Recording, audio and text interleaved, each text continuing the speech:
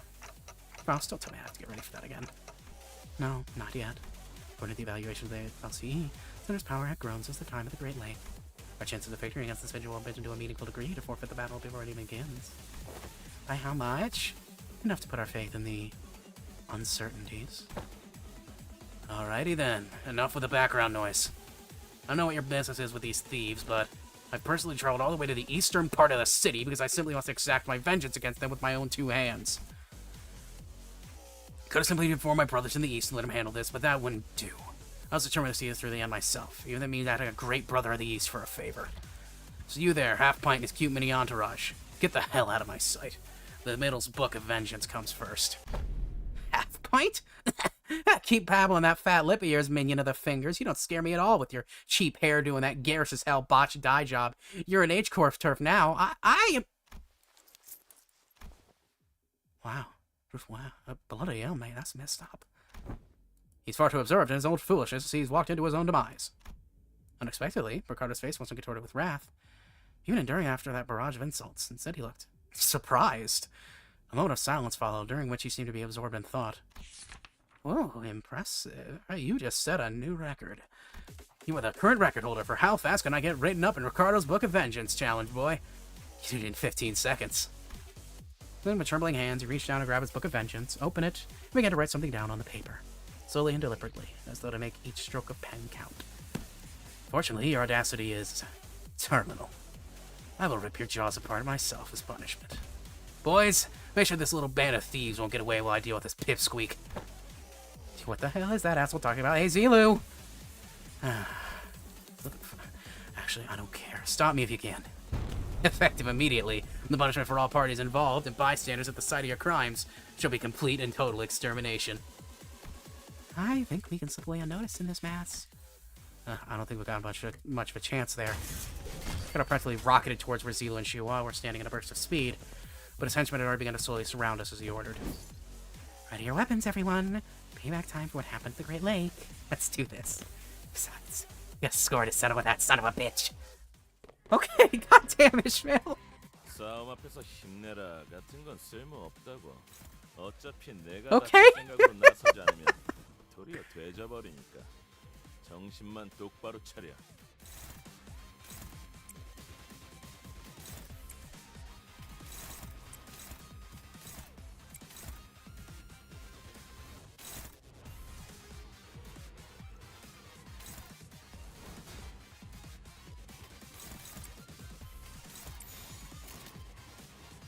떨거지는 잘라낸다.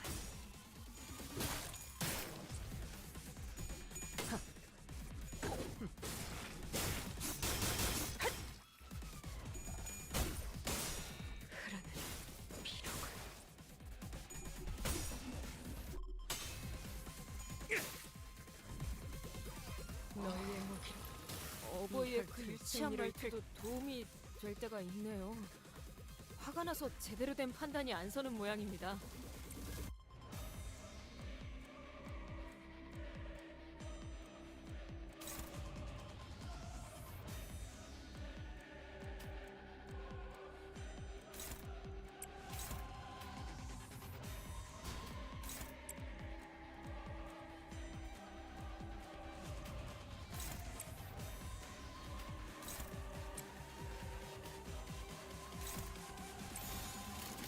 전부 쳐주게! 다리우스 산초 평열 80. 갈라지도록.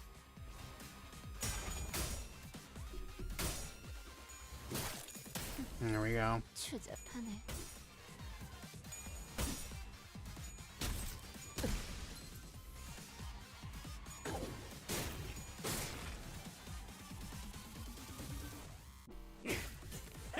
목이 피었잖아!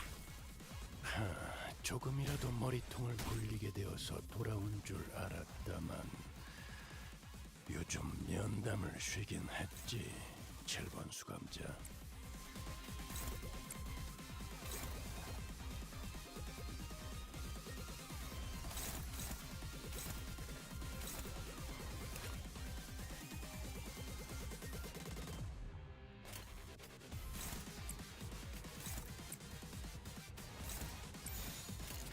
그쪽 죄인인가?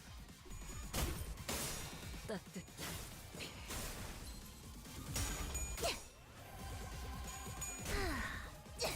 Festival will end.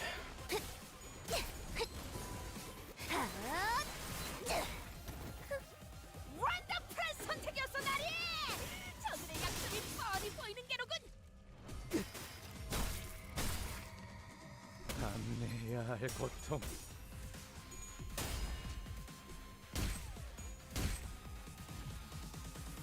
패잔병같이 무릎을 꿇고 있을 때인가 13번 수감자. 평소처럼 넉살 좋게 같이 상황을 개선해 보시지.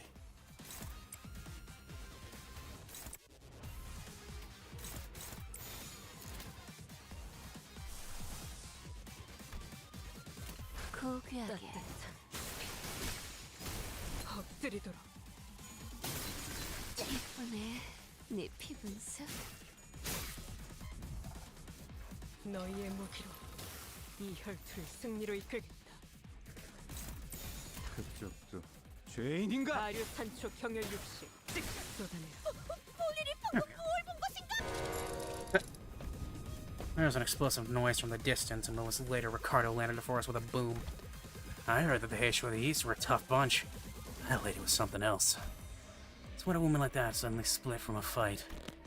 Not my problem, I guess. She's getting written down in the book, too. Time to take care of what I really came here for. You ready here? Get ready for a beatdown, coupon thieves. 분위기가 좋네. 뭐 좋은 거라도 먹었나? 지금 공격하는 건 좋은 타이밍은 아니야.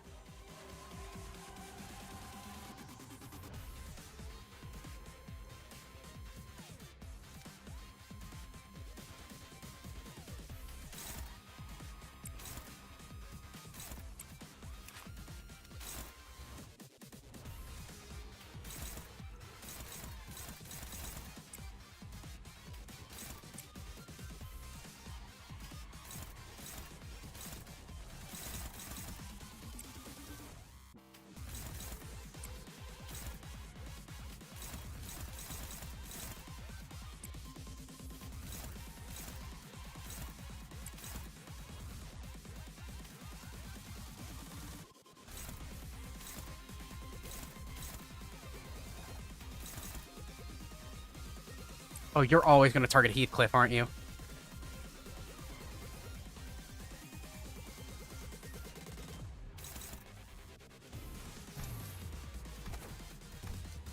Grisha.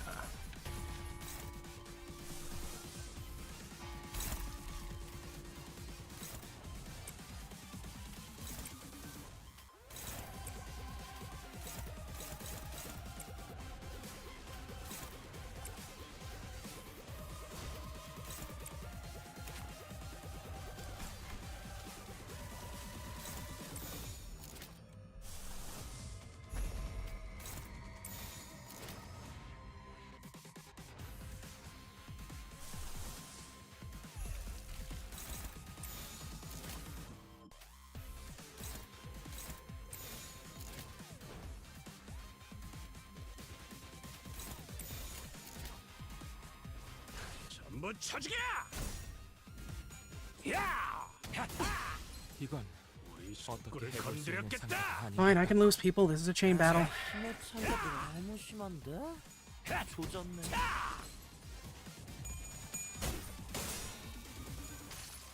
I've got backup units. 그저 하염없이 모든 피를 머금고. 그래, 그렇게 화물이 피어나고 피어나고 피어나라.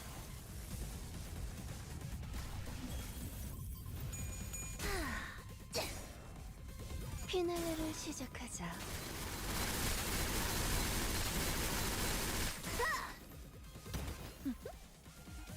저런 사람을 영입해야 하는 건데.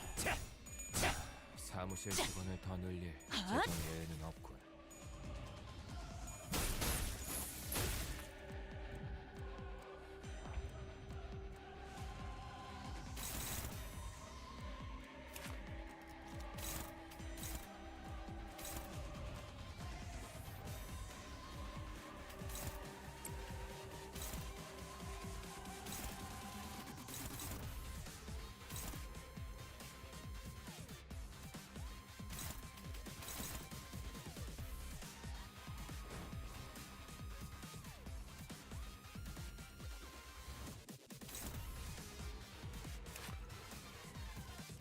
closer to a stagger threshold.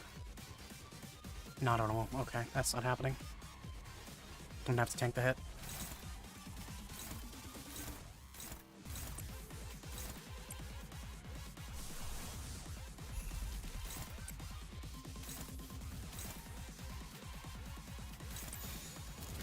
고귀하게.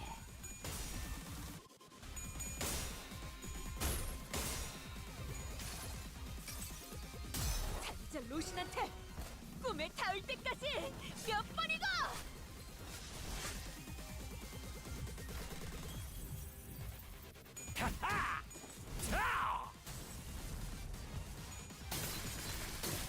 예쁘네. 네 분수. 영원히 잠들어. 무기를 만드는 것만 내가 어버이보다 저자가 뛰어났지. 뭐라도 일으킬 것 같은 모양새를 취하고 있군.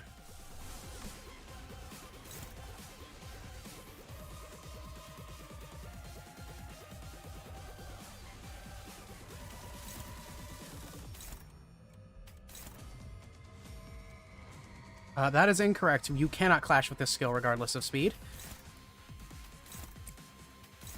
That's not great.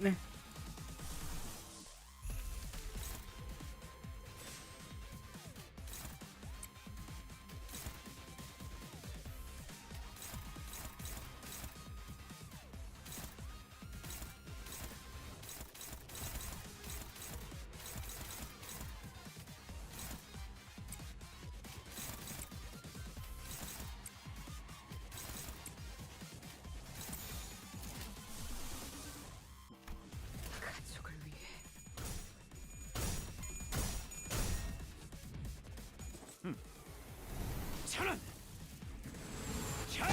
만찬을 가는 쉬운 채로 일단 불러! 물렁물렁한 곤약 같은 놈이지.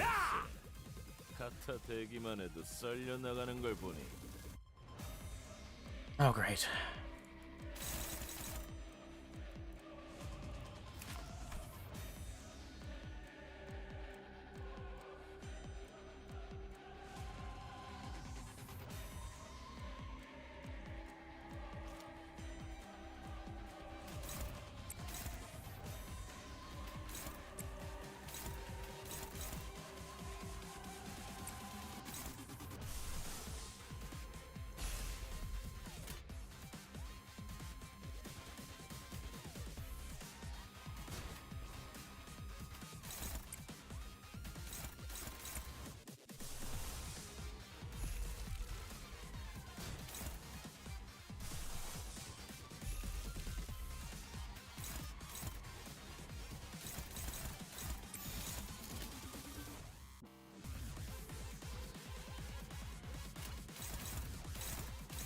이리로 와.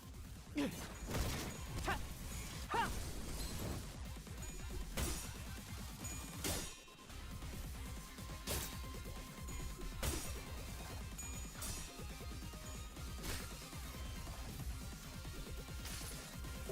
great. 무불아위. 그간의 전투 경험이 쓸모가 없진 않았군요, 단테. 적합한 조치였습니다.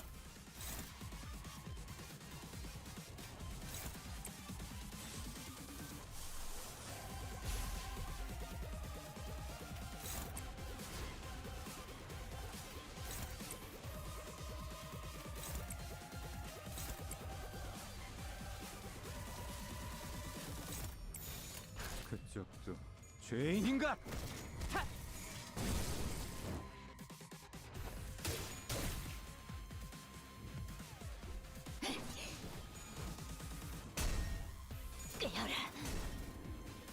괜찮은 공격이네요.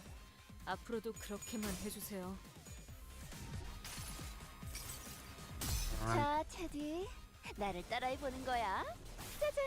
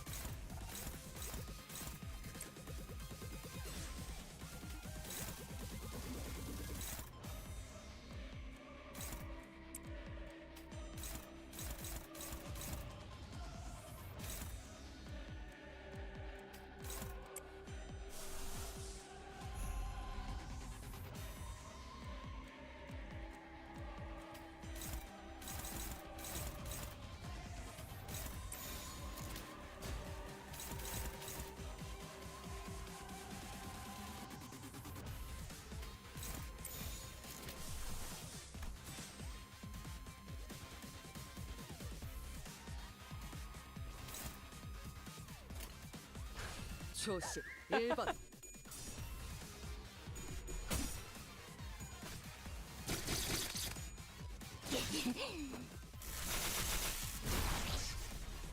맙소사. 어라?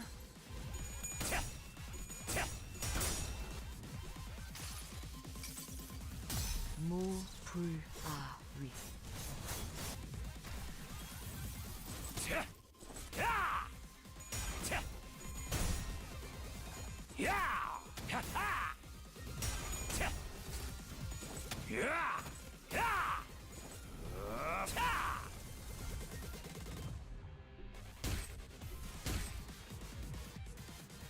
분위기가 수상한데. 저자가 뭐라도 일으킬 것 같은 모양새를 취하고 있군.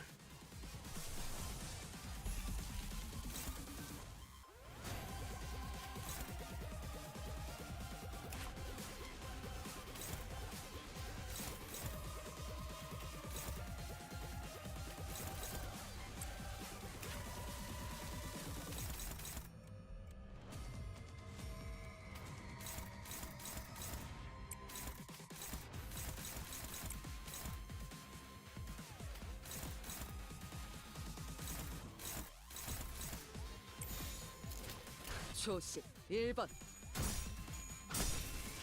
그 오물을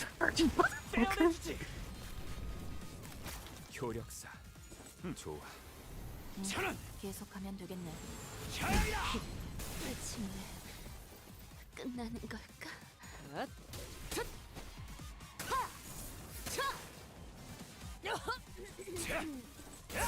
나리의 속 깊은 뜻을 본인이 헤아리기엔 쉽지 않나 보네.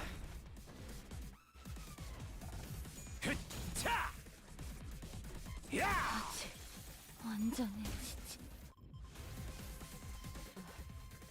어디 잘 옮겨둘 Oh, we're so 테니까 jumper. 빨리 재생하고 Okay. 돌아오십시오. 이대로 모험을 끝낼 순 없지 않습니까?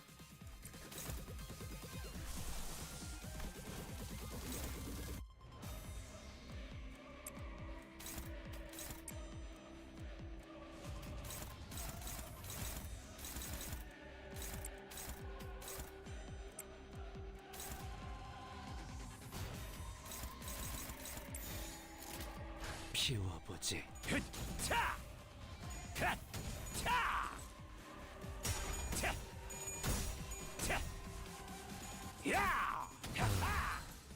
이런.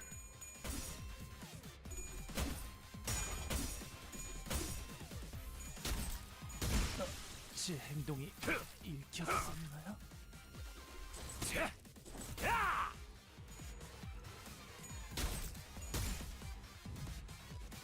그대들 기억하고 있지 않은가? 이발사의 깜짝 어트랙션을! 눈을 동그랗게 뜨고 집중하면 저런 기교는 그다지 어려울 것도 없지 않겠는가?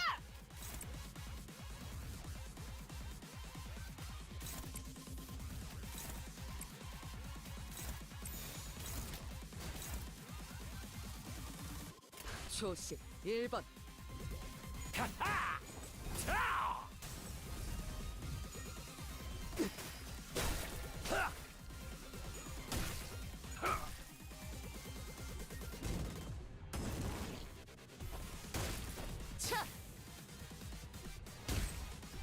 이게 답이 아니었다고?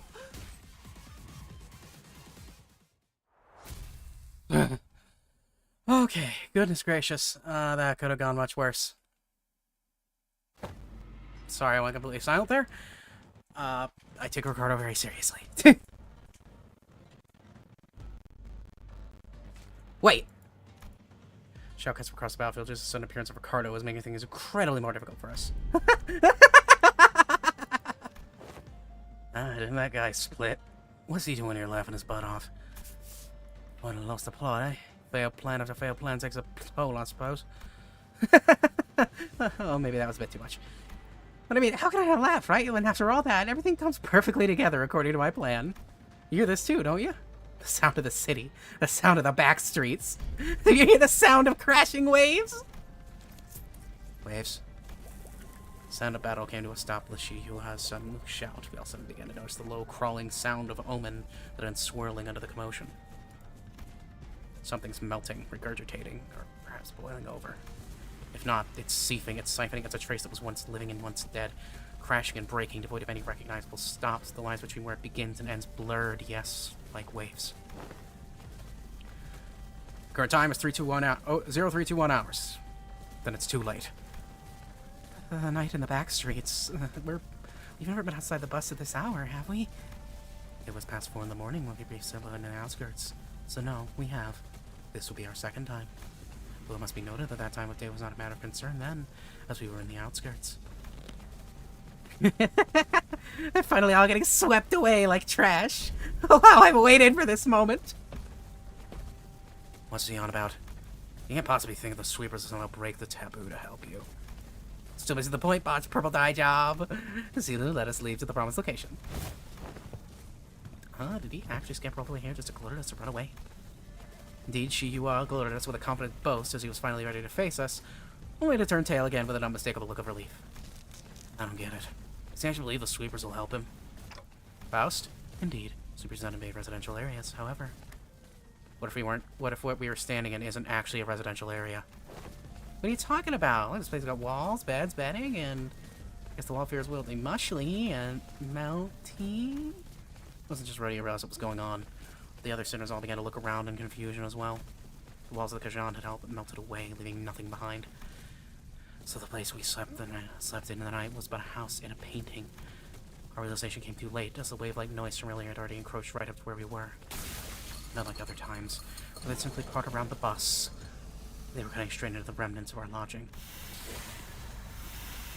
Numbers.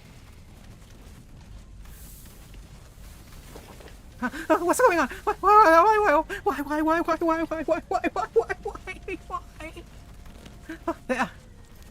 This is ridiculous! Sweepers, how dare they break the taboo so brazenly? Looks like we'll be facing the waves tonight. Well, why do you sound excited about this? I mean, we've got to... Let's make some things clear. It's clear that if we do nothing but stand around, they'll sweep us all away.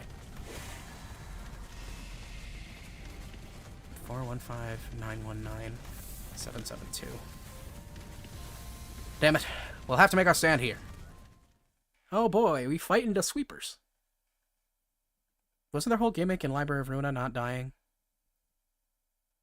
Wasn't their whole gimmick not dying? 오늘도 끝났네. 내일도 똑같겠지. 아무런 고조도 하강도 없이. Clear within 15 turns, not happening. 맴도는 나날이겠지. What is that symbol? That's a new symbol. Oh.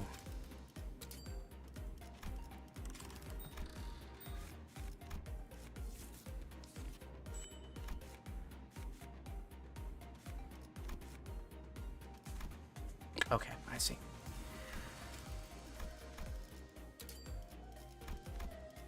Here we go.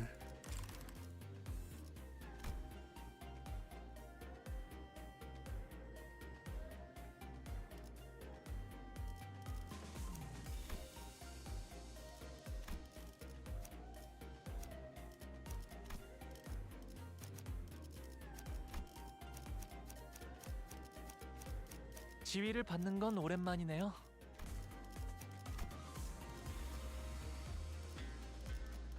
책임은 모두 내. 나를 불렀나? 네. 드디어 내 차례냐? 말뚝을 쑤셔 넣어주지. 허점해두지. 지위를 받는 건 말뚝을 허점해두지. 제촉. 일이란 오늘도 부디 정신을 유지할 수 있기를. Jesus.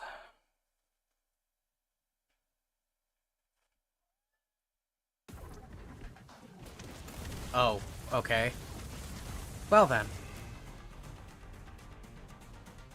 Oh shit, that's actually kind of cool. You can see the middle fighting in the background. 상황이 닥쳐도 포기하지 마세나. 저들의 공격은 우리의 투지를 꿰뚫을 수 없을 테니.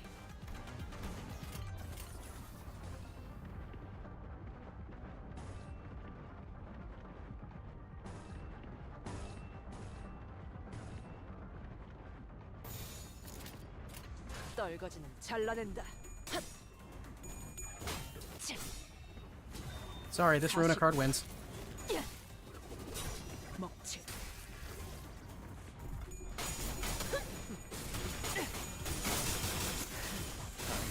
실력을 좀 내시네요. 엎드리도록. 그래도 이러면 얼마나 좋습니까? Oh, Gregor got his turn 2 stagger. Very good. 화질이 있는데 나중에 따로 술 좀 할래.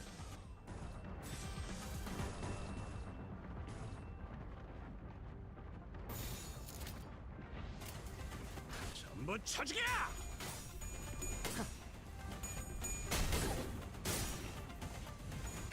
기대해라. 실밥이 터졌나?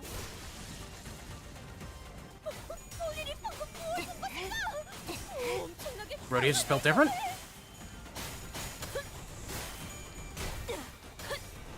따뜻한 피 뚫리고. 분위기가 좋네. 뭐 좋은 거라도 먹었나? 지금 공격하는 건 좋은 타이밍은 아니야. 갑니다. 나가서 싸워. 뒤는 내가 봐주지. Okay, we keep going. 꽤 뚫려라. 효력사. 좋아. This is definitely dicey. 계속하면 되겠네.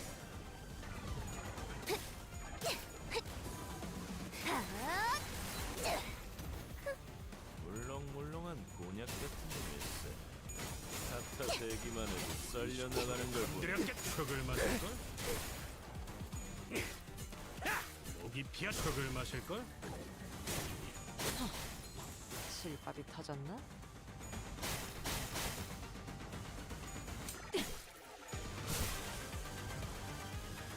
단순해서 좋군 9번 수감자. 승리로 이끌. 물론 좋은 성과를 갖고 돌아온다면 달고 짭짤한 걸 준비해두지.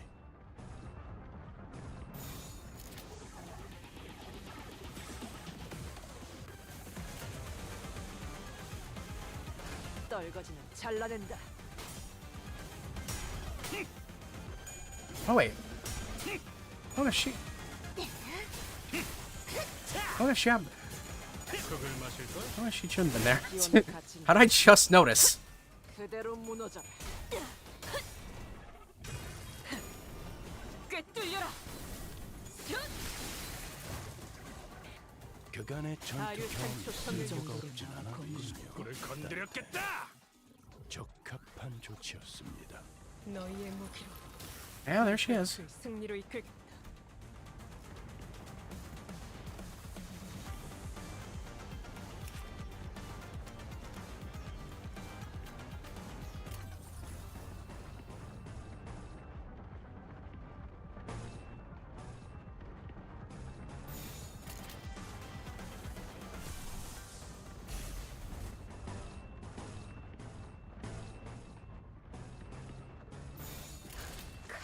나가서 싸워. 뒤는 내가 봐주지.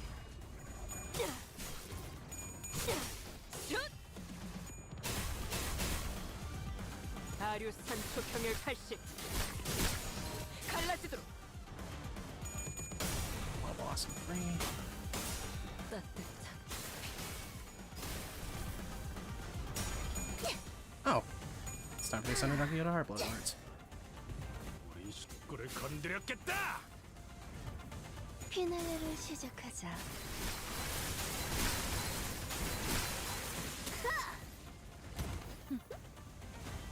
이런 건 구경하기도 어려운데 대단한 걸.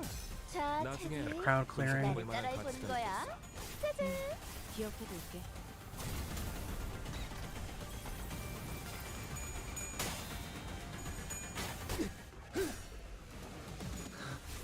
필은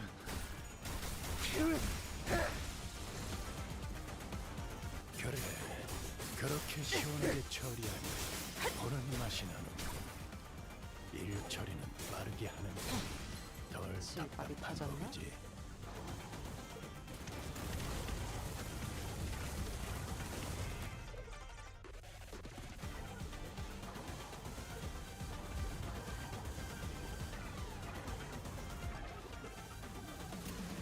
Sorry, I'm just taking a minute to appreciate the scenery. This is very pretty.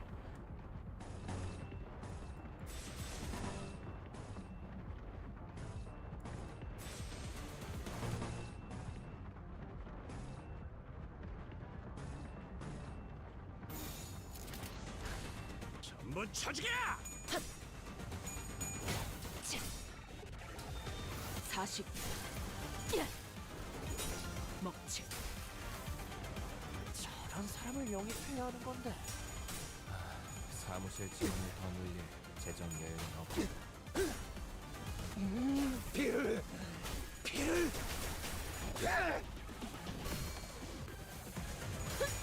참, 이 정도로 나와 겁낸다.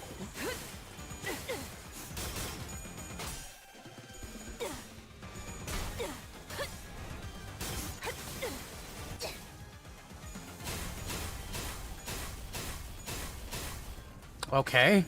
꿀을 건드렸겠다. 흙을 마실 걸?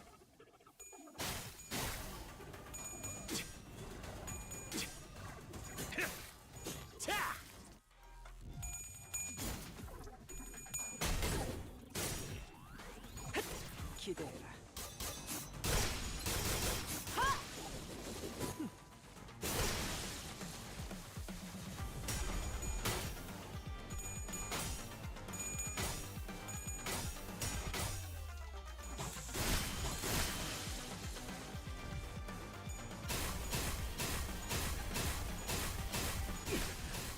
제가 누누이 조심하라고 말씀드렸지 않습니까? 이 혈투를 승리로 이끌겠다.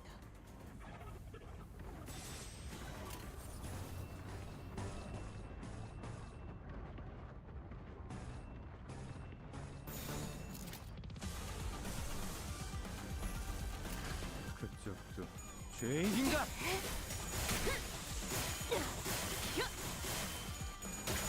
느껴라.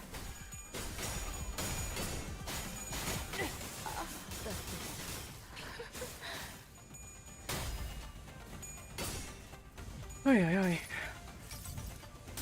모든 업은 다시 돌아와. 네 머리 위에 내려질 것이다.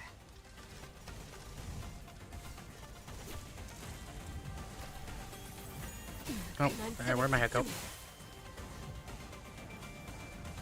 잠시 무릎 꿇는 것을 두려워하지 마시오. There we go. 침 바르면 낫는다네. 이건 좀 아니구나.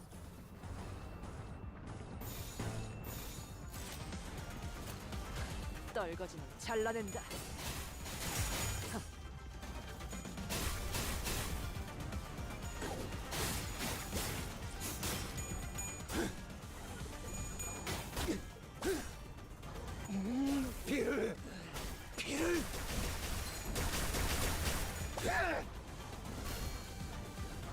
완벽한 선택이었어, 나리.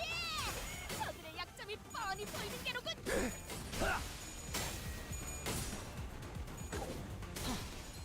실밥이 터졌나? 꿀을 건드렸겠다.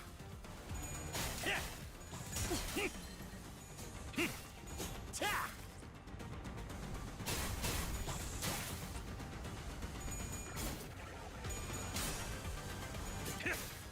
자,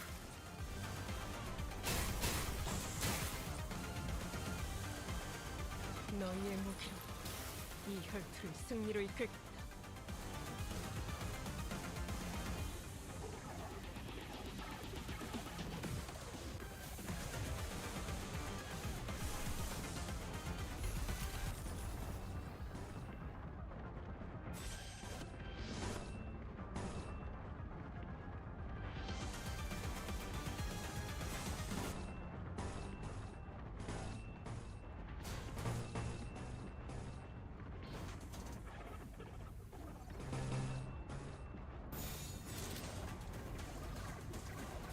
갑니다. 나가서 싸워. 뒤는 내가 봐주지. Yearning Merkle time. Okay. Take a second to 저 breathe. 하염없이 모든 피를 먹은. 그래, 그렇게 황홀히 피어나고 피어나고 피어나라. 괜찮은 다리우스 공격이네요. 산소 평열 80. 앞으로도 그렇게만 해주세요. 갈라지도록.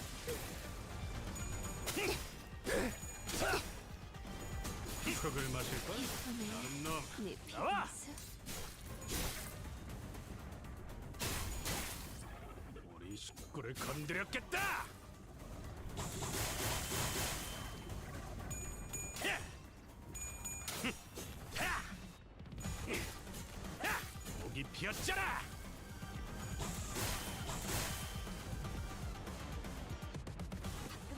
위대한 일격을 기록하는 중이라니. 이따가 버스에서 회고해야 하지 않겠는가?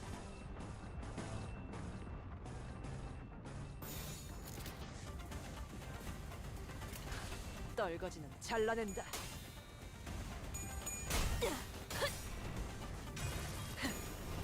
꿰뚫려라.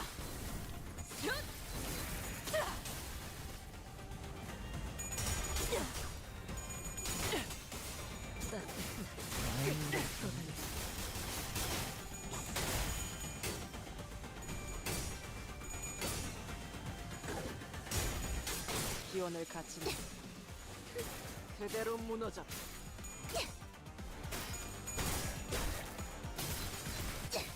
예쁘네, 네 피분수. Wave 2 complete. Wave 3 incoming. The battle was long and grueling. Even Ricardo and his henchmen appeared visibly exhausted after the second wave. Big bro, we messed up. We never should weed through this trouble in the first place. Don't worry about me. Don't worry about it, kid. You taking a brother who came all this way from the south and got him safely through the labyrinth at his H-Corp. I'd say you've done more than enough. No one could have expected we'd be fighting the sweepers of all things. Maybe to withstand the sweepers, enemies that could have given even the middle trouble. Practice makes perfect, and perfection makes an expert, huh? I guess Honglu wasn't too off the mark.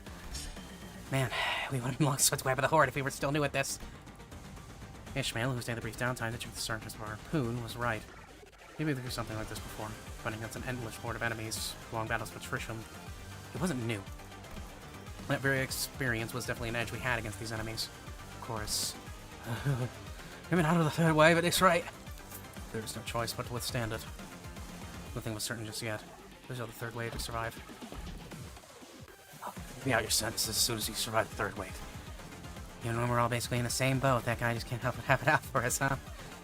But whatever. The third wave begins, and with it, the buildings suddenly begin to shift violently. What's going on? The buildings are shifting. What's happening? I remember asking you all guys to read the damn pamphlets. Buildings at H-Corp shift every once in a while. I didn't know it'd be like this, but still. Fortunately, that scene of the building we're just shifting by very much because I hit a manager. As soon as I was finished, an errant building suddenly jutted violently from the ground, rising in a diagonal burst, and struck Ricardo square in the chest, sending him blasting off into the skyline.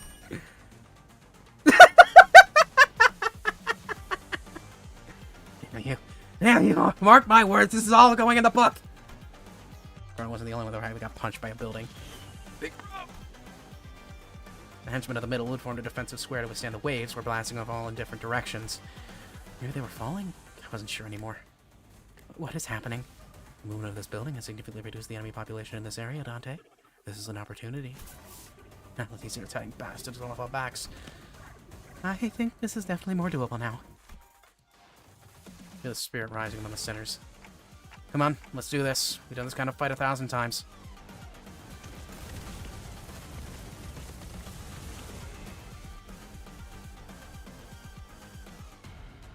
너희의 무기로 이 혈투를 승리로 이끌겠다.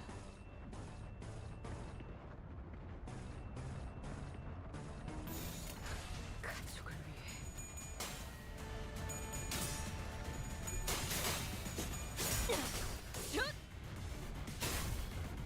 다류산 초평열 80 갈라지도록.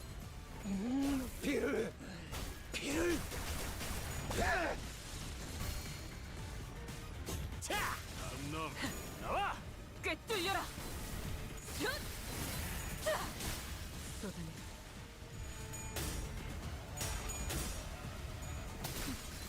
추잡하네.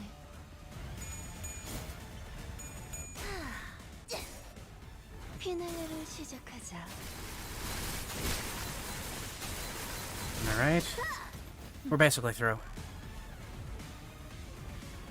기원을 갖추면 그대로 무너져.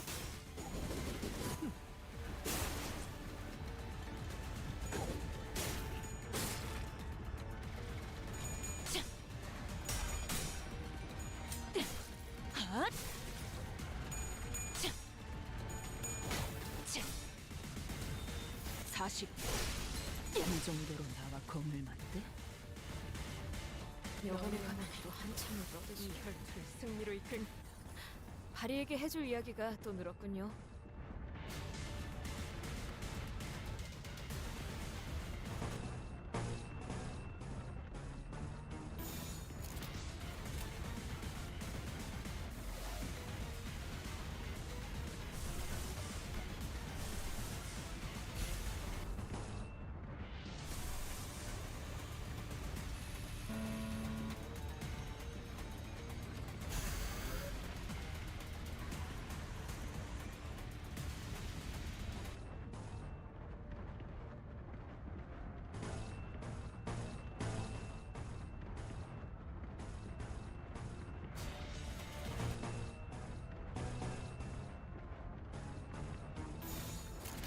갑니다.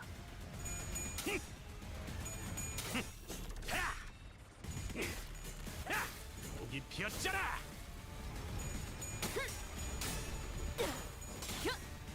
아류 산초 경혈 육 흙을 마실 거야?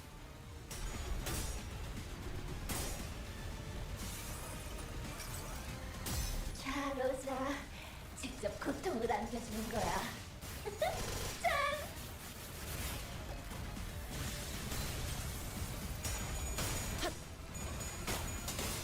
따뜻한 꿰뚫리고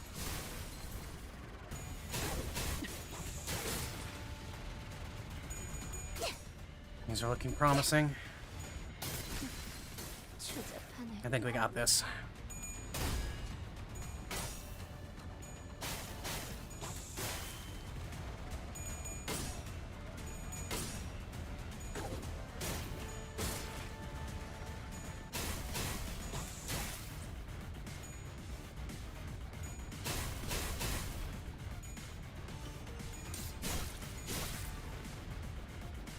영혼의 가마도 한참을 떠드니 혈투를 승리로 이끌 바리에게 해줄 이야기가 또 늘었군요.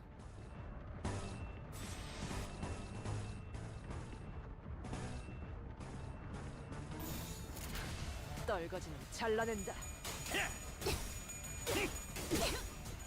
아류 산초 경혈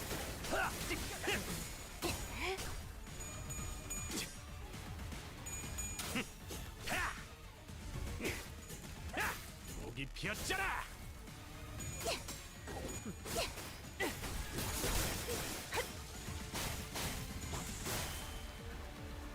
우리 식구를 건드렸겠다. 저런 개인적으로 이 정도로 나와 공을 맞대? 너희의 무기로 이 혈투를 승리로 이끌겠다.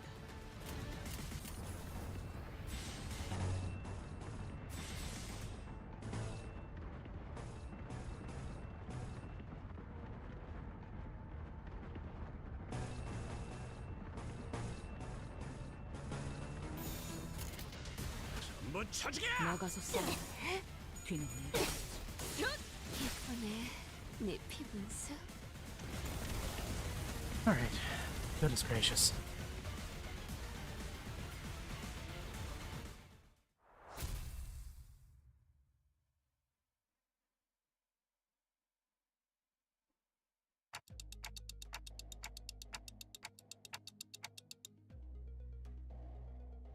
Was that the last of them? Current time is 0424 hours, about 10 minutes until the night in the backstreets ends. But we can relax now, given that we survived the third wave. The buildings are also no longer shifting.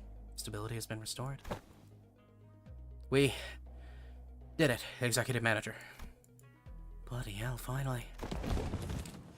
The shell collapsed to the ground from exhaustion. There's a Kajan here, but it's gone now. Despite the fact we haven't moved at all from our initial positions, there wasn't even a trace of it being in here. Of it having been here.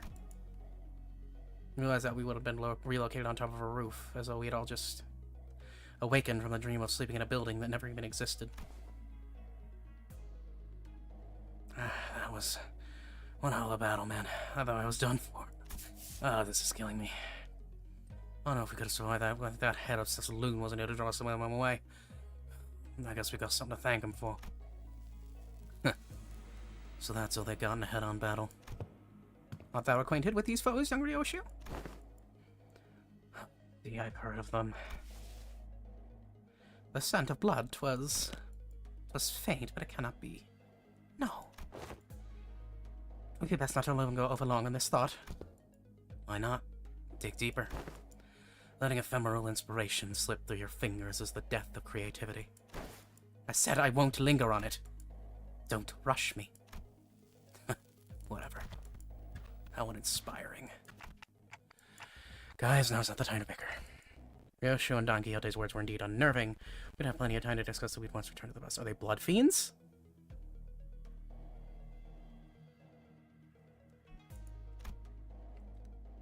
They can return in one piece. Are they blood fiends, or were they maybe corpses retrieved from La Mancha land? Chihuahua. I'll be frank, that was impressive. I thought for sure you'd have been long swept away by now. Chihuahua must have been waiting somewhere nearby to watch us die, because it did not take us long for him to reappear before us. Perhaps they agreed upon a new deal while we were fending off the waves of sweepers. The Malbranch and Zilu were both approaching us at an intimidating gait, contrasted with their earlier passivity. Damn it. Executive Manager, we've had too many high-risk, high-fatigue battles in succession.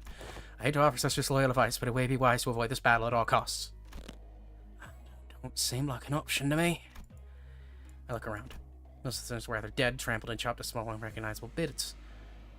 And chopped to the rest of the bits. They were barely holding on at best. I can bring them back if I always do. But they've completely surrounded us. I don't know if I can give them back in time to protect me. Might just cut the centers down as soon as they get back up. Wow, this was well within my predictions. I guess we finished everyone that has been swept away. Now a stage is set for my ascension. For the next 10 minutes, no sweepers, let alone anyone, is coming here. You know why? Because who in their right mind would leave their homes when the night in the back streets is still ongoing? It looks like even that annoying idiot from the middle's been taken care of too somehow. You, how much of this was your plan? How much, you ask? Sorry. Nope. Where'd my head go?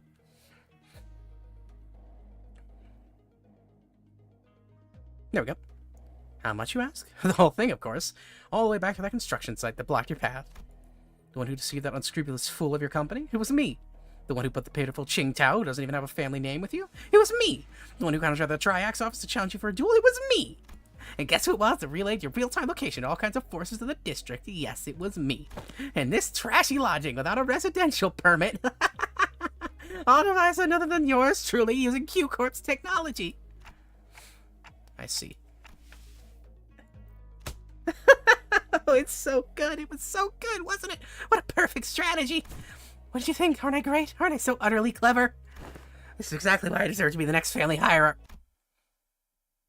Folly to speak those words.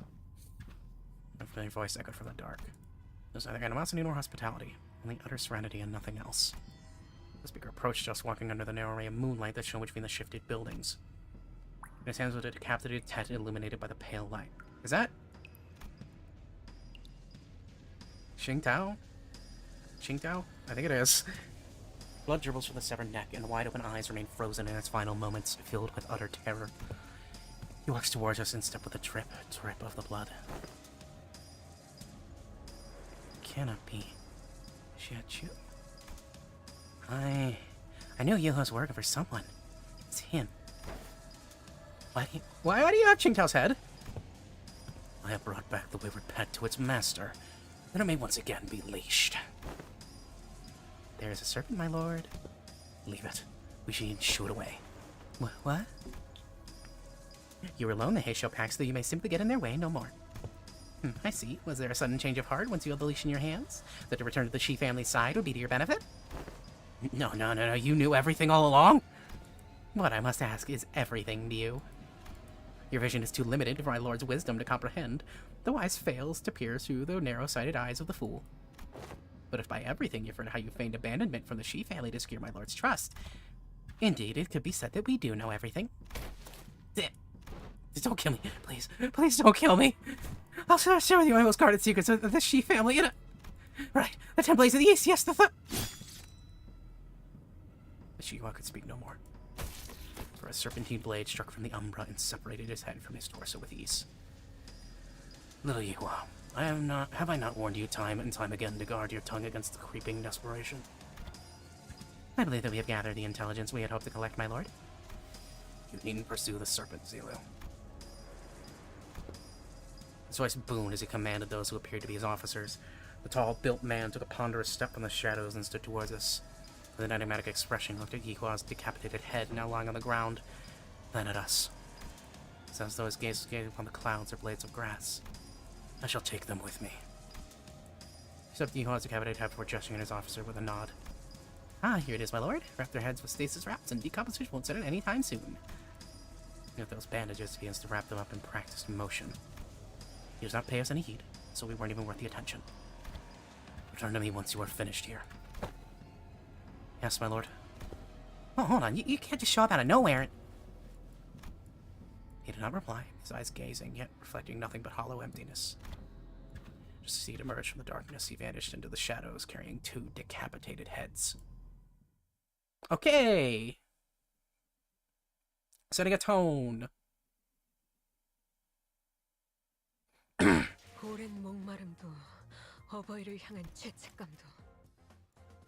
Oh my god, Gregor!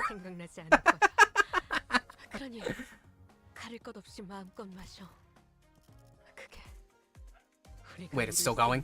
What do you mean it's still going?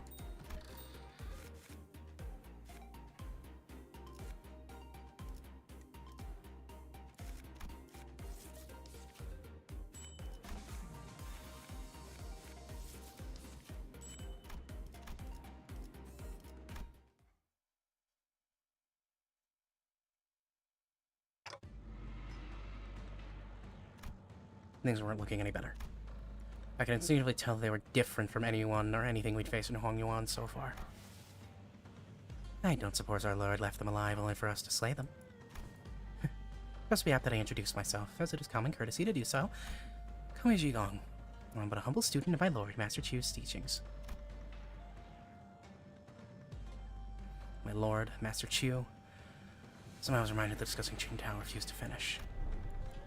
When the far one comes, betwixt the burnt doors shall a star fall astray.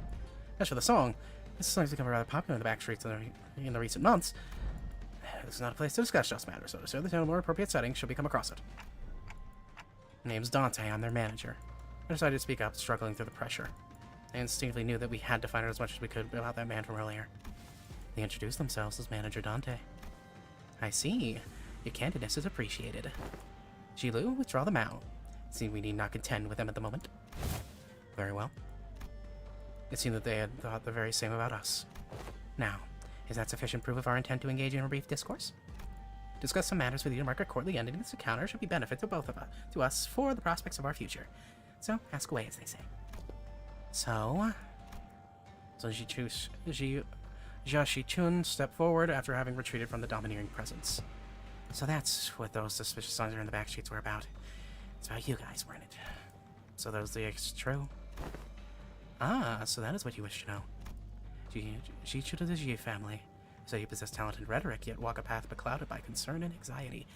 Truly, your insignificance precludes your part in greatness. Wei, don't speak for me. I would have been the first to say anything if I thought she was wrong. Yes, my lady. Yuhua, you're the one who sent him after us, right? Close, yet not exact. He was an agent of the Shi family sent to spy on my lord's doings. We had bestowed him in control of the Heisho pack, for we found his conduct shallow and saw means of learning more of the Shi family's machinations. Yet it seems that once granted power, the boy mistook himself for the man with the wherewithal to represent the Shi family. So you used him, just as he sought to use us. Though he was quite shallow in his strategy compared to our own. So what now? I don't think you're looking to kill us, right? No, nothing. Do whatever it is that you had sought to accomplish here. You're letting 2 of your master's rivals go, just like that? What a strange thing to say. Look around as I might, I fail to see any rivals here. Then, why did you order Yihua to attack us? You said it yourself, you're not even our rivals. We're not even your rivals. The manager inquires why you commanded Yihua to carry out the assault against Limbus Company. They fear, yet they seek to gain understanding through that fear. You remain wanting in a certain perspicacity? My lord has always said if one learns not from a plight, then no discourse with them shall bear fruit. Instead of giving me a straight answer, Jigong left me only a peddling compliment before she brushed past us. I've given you courtesy enough. This is a good time for us to depart. Now, do stay nicely within your borders, as you have remained there thus far. greatly despise an odd splash of ink marring the great painting. With that, Zhigong walks into the shadows cast beneath the forest of buildings. Shilu and the countless Heizhou that surrounded us also disappeared with them. Finally.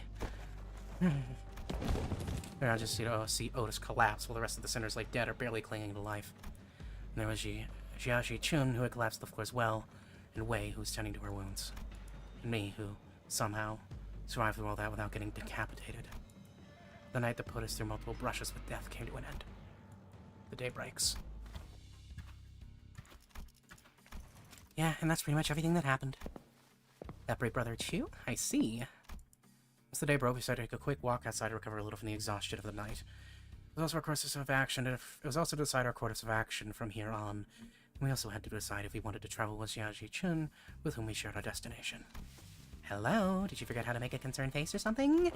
How are you maintaining that irritating poker face throughout the whole conversation? Of course not. Classic Jia family secrecy, huh? Always hiding something, and I bet you are too. If you are, you better spit it out now. I don't have the time to casually short about with my to-be enemy.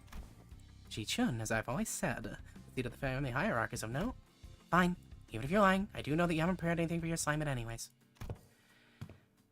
Changing the subject.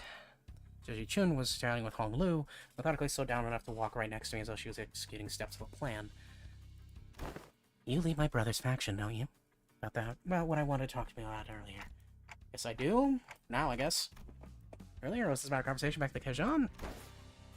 Brother, translations, please. Of course. Dante is unquestionably our manager. Great. Let me make a proposal, then. Become my faction for the duration of the family hierarchy of evaluations. Help me out. What? So, can we do that? Can we do that? Why not? You guys managed to stall even the sweepers. That means you command a formidable force. Besides, you're heading to the family mansion anyway, aren't you? You just don't know what to do once you get there. And as for our competition, well, my brother doesn't care about the whole thing anyway. So why don't you join me? Help me become the family hierarch. I'm not like other older siblings. I always pay my debts, whether that's for a favor or a grudge. If you can't trust me, I'm happy to make a written... Can we do that, Faust? Faust seems Jiaxi Chun's plan, her explanation of it, rather flawless. Having such an ally at the apex of a wing will be a great boon to Limbus Company as well. I guess so. I don't see any reason to refuse her offer. Hong Lu, who's been listening with our conversation, boiled the discussion down to a clear explanation related to Jiaxi Chun. Perfect. It said the formation of such alliances should come with a grand banquet to mark the occasion and cement the upcoming coalition. The banquet's on me. Let's get closer to the central zone. Let's find a nice Kejon to discuss our future ventures together. You're Dante, right? Let's make this thing work. Let's. I'll still bewildered by the turn of events, but Jiaxi Chun managed to reach out for a handshake with such earnestness that I found myself almost drawn to shake her hand in return. Now that I think about it, this is the first time we've ever made ourselves an ally that wasn't specifically selected by the company, huh? Well, if that's the case, I really hope we can have at least one ally who doesn't meet a terrible end. After the banquet, we walked out of the Kejon to find the Mephistopheles waving for us in the middle of the road. Wow, man, I never thought about it, but now that's just standing out in the middle of the street. It really does stand out, doesn't it? Is this your usual ride? Glad to see that you're all safe. Sod and Pilot walked out from inside the bus. So, did you guys take care of the business? I have some more pressing things to talk about. Listen well. Do you have any idea how much trouble your little sport is collection? Yes, Miss Faust already gave me a report. Pilot? Oh boy. Yes, ma'am. By the way, he's already 740. He's probably got a hell of a talking to from Sod. Real mighty sorry about that, y'all. I've only ever been a part of eradication missions, never in this espionage business, so... Pilot, what did I say about seeking excuses into an apology? Forget what I said. Real mighty sorry, for real. This Xing Tao guy approached me and real sweet talked me into going along with a plan of his. So I got too cocky, assuming that I knew better than my seniors. I'm sorry, too. I forgot that he's still a new guy in the business. Of course, he'd be prone to making these mistakes. Looks like you'd both be writing letters to explain our failure together, huh? You're both getting disciplined for this? The disciplinary action is unlikely to be anything of significance. The LCB team came out unscathed, all things considered. However, it is likely that they may have to work for half a year without pay. I consider it a win for you if all we're getting is docked pay. But next time, I promise. Next time I'm gonna get real good at this job. I'm gonna have someone who can actually provide good assistance to y'all. Of course, Pilot, you really should. In fact, you will have no choice but to become a contributing member of the team when I'm done with you. Let's really get to it, huh? one's dying or getting fired under my watch as long as I'm their manager. I'll make sure of that. Yeah. Oh, right. Almost forgot to tell you, Sod. It's real important business stuff. Going forward, we're gonna... Oh, yeah, I was going to bring it up sooner or later. We've got the orders from the LCA. It's up just a small device from our pockets. Begin reading from it. Upon arrival at the Central Corner of H Corp, the LCB will participate in the family hierarchy evaluation with a candidate. We are going to anyway. Now this bus team faction's gonna be my... The LCB will present the following sinner as their chosen candidate. Sinner number 6, Hong Lu. What? What? You can't do that? What the hell? Oh, you're gonna make you throw everything you just ate, you assholes? Oh, okay. God forbid the sinners have something nice.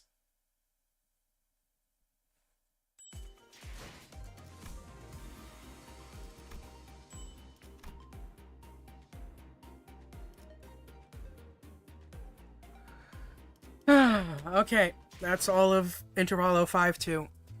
Goodness gracious, my throat.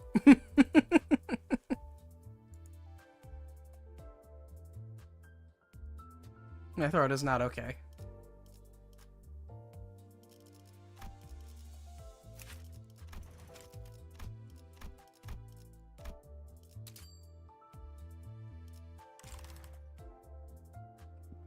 Oh, goodness gracious.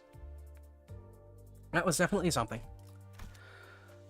So, in the span of 3 hours, oh, there's my head. In the span of 3 hours, we learned a little bit about H Corp and that it's the Kowloon Walled City, which is pretty cool on its own.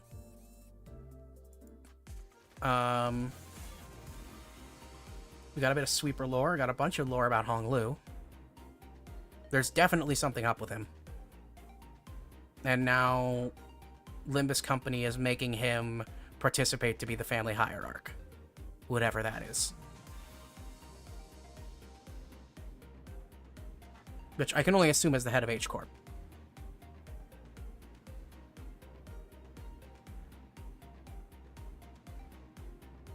Interesting.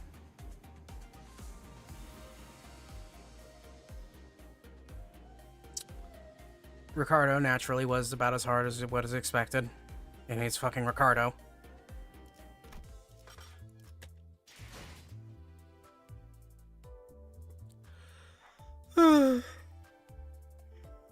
Anyone who stopped by, thanks for coming in.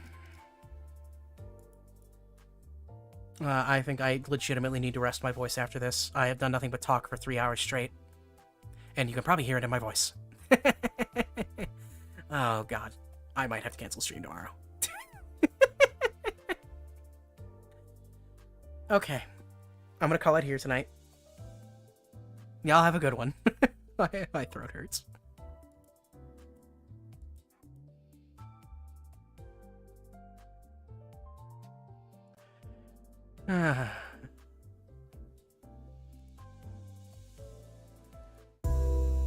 Have a wonderful evening, everyone.